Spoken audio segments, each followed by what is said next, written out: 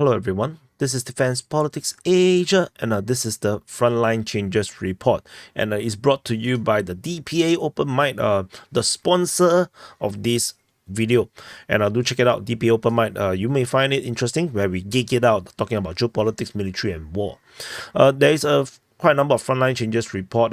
So we have Strelicia, Mokovets, Lukansi, Burvaka, Novoporovsky, Semenivka, Netailove, Krasnohorivka, Verbove, and Robotyne. So it's actually across the entire front line. There are frontline changes, and almost all of them is in favor of the Russians. We're going to start off with the Kharkiv front region. So the Russian forces continue to make advance in the Kharkiv front. As you can see, the lines are very complicated because of so many claims and captures and geolocations. According to the Ukrainian mapping, Russian forces have actually taken the entire southern part of Strelica, and they are heading towards Kliboke. Or Gliboke. The fighting is currently actually in this area here, over at Klipove. And based on Russian information, they're claiming that the Russians are actually already heading towards Lipsy. And there is also geolocations confirming some Russian positions.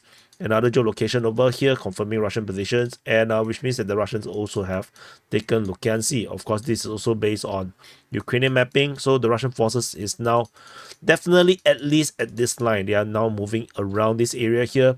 Ukrainian forces clearly is trying to fight back. If not, the advance would be faster. The Ukrainians are fighting back and over at Lukansi region and Hiliboke region. So this is the current situation right now over in this Lipsy sector of the Kharkiv front. And there is also advance over in the Zeline region, and the Ukrainian mapping Deep State UA has declared that Zeline has been captured by the Russian forces. Wrong color. So the Russians are actually pushing for Neshkushne right now. So based on Russian information, the Ukrainians are making it really difficult for the Russians to push out of Zeline. So, but at least we have this corroboration that Zeline has been captured by the Russian side. So of course, in the same information about the capture, the Ukrainians also have acknowledged that Murokovets and Olinikove has been captured by the Russian forces. This is a corroboration. We have already reported the capture. So over at this Staritsia sector, based on the Russian mapping, they have claimed that the Russian forces have now closed up towards the Burvaka settlement, and also they have filled up this entire gap between the two sector and confirming the fighting over at Staritsia. So the based on Ryba, the Russian source, they say that this is based on Ukrainian information, basically the same information that we are actually looking at from Deep State UA, which allows them to change their mapping. So their own information actually do not actually do not know that there was a Russian attack towards Brovaka. So this is important to take note about how information travels.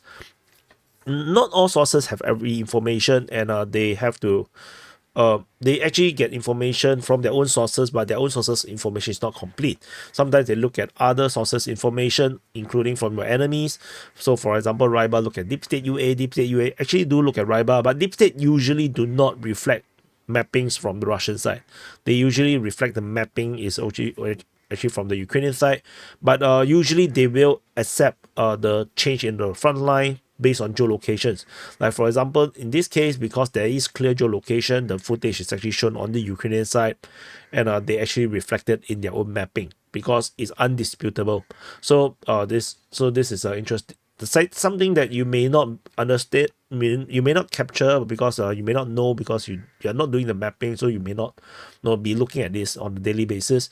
Russian forces is still being claimed to be attacking Lipsky according to the Russian mapping. So that's all for the frontline change over at this area here, and so that's all for the frontline changes in the Kharkiv front. The next frontline change is over at the Avdiivka front and Novoporovsky. We have a few frontline change around this area here, including Semenivka. So over at Novoporovsky in the south of Solovyove, Russian forces have taken another major tree lines and the immediate tree line on the eastern part of Novoporovsky. So the Russians are continuing their Avdiivka offensive. So a lot of course, I suspect a lot of people are just more, more excited about the Kharkiv front, but the Avdiivka front is continued to be this place where the Russians actually have a breakthrough, and they are still trying to exploit it.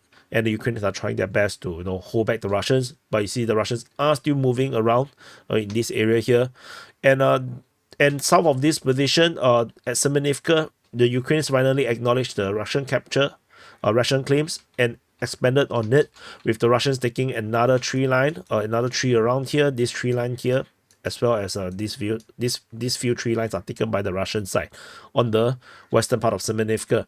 So which means that the Russian forces have now expanded control around Semenivka, creating some kind of buffer zone around Olivka and Semenivka. So this is a rather important change for the Russian side in terms of, if you look at the strategic and tactical situation. So the Russians are continuing to push westward, and I'm not sure how committed are the Ukrainians in terms of defending all these grounds, because this is going to be really difficult to reach in terms of, if you are Ukrainian troops, imagine trying to go to this tree line. It must be horrendous.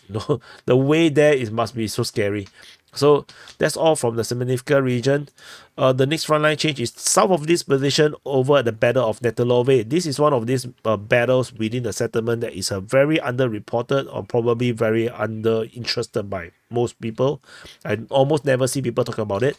Russian forces have taken more than half of Netailove, and they're expanding control at Netailove. So if you zoom in, you'll probably see that a few buildings have been taken by the Russian side, and they are expanding the control just off the school, and they are heading towards the western part of Netailove, which is not much grounds left to cover, I would say. The settlement is just merely a kilometer plus, just off a bit more over kilometers from the front line right now. So not a lot of grounds for the Russians to capture left in terms of Netailove. So the next frontline change is over at the Battle of Krasnohorivka. As I mentioned, major changes over the Battle of Krasnohorivka. As you can see, all these shadows left from the previous frontline changes. So the Russian forces have taken this school in the center of Krasnohorivka. So this is the main frontline change as per reflected on Ukrainian mapping. So and they will be able to start playing football right now because the field is just down here. At least they can actually at least they can play some small side football. And if not, they can actually go for running. So it's not that bad. So that's all for the Battle of Krasnohorivka. And the next frontline change is over at Verbove. So over at the Orikhiv sector, this is Orikhiv, and this is the Zaporizhzhia front's Orikhiv sector. Frontline change around at Verbove, with the Ukrainian mapping acknowledged that this entire area here is now on firm Russian control. The Russians have confirmed to have taken back this entire Surovikin line. This is a heavy entrenchment line around here. The Russians have retaken it, at least based on the Ukrainian side. In terms of the Russian side, this has already long time ago has already been taken by the Russians. So that's all from the Verbove. At Robotyne region, based on the Ukrainian mapping, they still claim Ukrainian control over half of Robotyne. So as such, the Ukrainian claims will come back in again, but this will just be gray zone. It will be a dual mapping. It will be an overlapping mapping between the Russian and the Ukrainian map. So these are the frontline changes report. Do press the like button, subscribe, check out for the wait for the sit rep. Stay tuned for it, and I will see you guys in the next update. And of course, press the like button, share it, and of course, check out the DPA open mic, and I'll see you guys in the next update.